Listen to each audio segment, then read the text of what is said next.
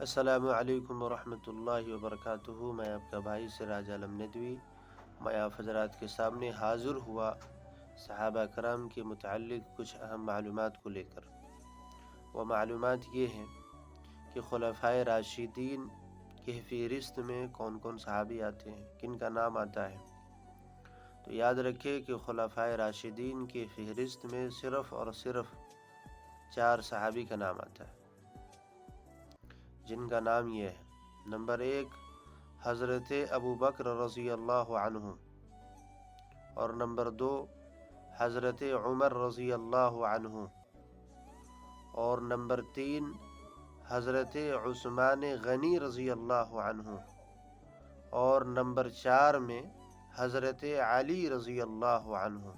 یہ 4 ایسے صحابی ہیں جن کو خلفائے راشدین کہا جاتا ہے۔